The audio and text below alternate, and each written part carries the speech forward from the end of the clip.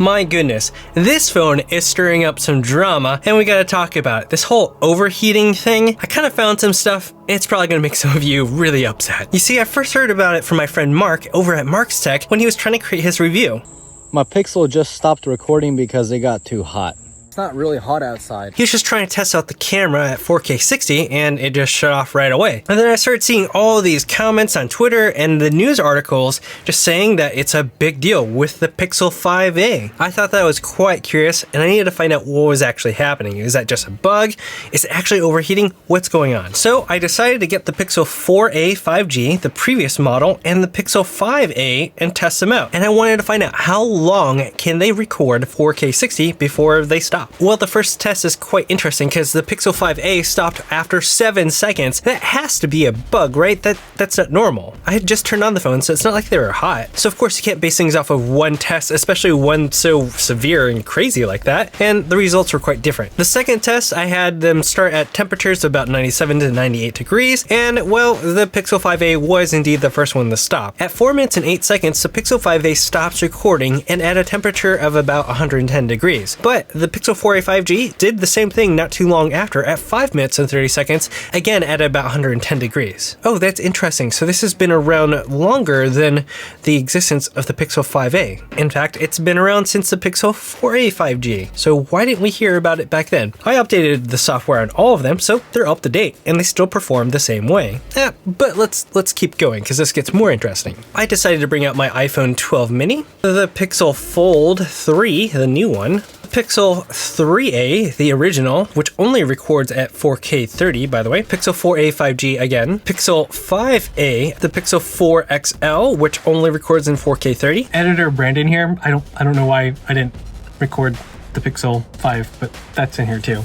Weird. Now it's important to note that when I ran the test, these cases from dbrand were not on there. I took them off in case it had some sort of impact on the temperature quality. But with that said, this video is sponsored in part by dbrand. Thank you so much to dbrand for sending out these cases and these skins. They help protect your phone from drops and scratches and things like that. And they have one out now for the Pixel 5a and probably the Pixel 6 when it comes out. So if you want to pick up a skin or case from dbrand, there are some links down below in the description next to that like button and subscribe button. Seriously, thanks dbrand. You make the ability to do this test possible. So as for the test, how did it start? Well, first of all, I accidentally started the iPhone with the front camera, so I restarted it late, but you'll find that it really didn't matter at all. Interestingly, the test showed that the phones perform far better than before. The Pixel 5 is actually the first one who dropped out at 6 minutes and 30 seconds. Then the Pixel 5a dropped out seconds later at 6 minutes and 39 seconds. And then finally, the Pixel 4a 5G dropped out at 8 minutes and 14 seconds. So I will admit that I was a little late on the temperature readings, but they were around 107 to 108 degrees when I read them, so I anticipate that it actually stopped at around 110 degrees, which seems to be a common theme for when the camera stops. I ended up stopping the Pixel 3a and the Pixel 4 XL at 10 minutes since, you know, that's a solid chunk of time, and it's also not recording at 4K 60, it's 4K 30, so that was just more a curiosity more than anything. So what remained was the iPhone 12 mini and the Fold 3. I wanted to test again the Pixel 4a 5G, the Pixel 5a, and the Pixel 5, so I decided to leave the iPhone 12 mini and the Fold 3 running, waited a bit, let them cool off a bit, and then try another test. What I found is that the Pixel 5a was the first one to drop out at 2 minutes and 30 seconds at a temperature of about 109 degrees.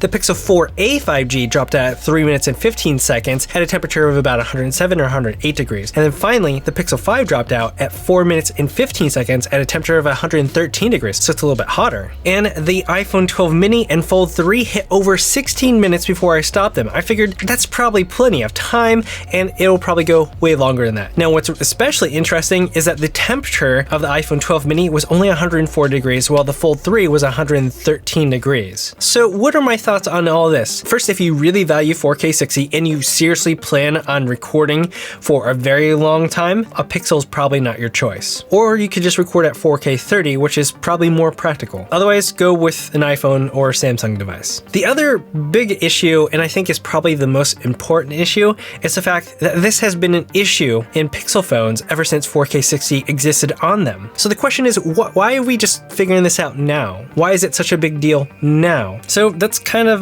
the pro and con of being a content creator. I have the luxury of having all these devices here to perform tests like this and give the context for things, but it also means that I'm looking for things that maybe the average consumer just won't care about. So that's not to rag on my friend Mark. He was just trying to do his job, and he just reported on what actually happened. It's not entirely the issue of media outlets per se. They could have done more research. They're just kind of sharing the issues with it and then saying that Google's looking into it. But if we actually look at this thing in context, this isn't really a big issue. This would have been an issue in the previous generation, but it wasn't. Now, I will leave some leeway for maybe there are some bugs, because mine did indeed stop after 7 seconds. That's kind of unusual. Editor Brandon again.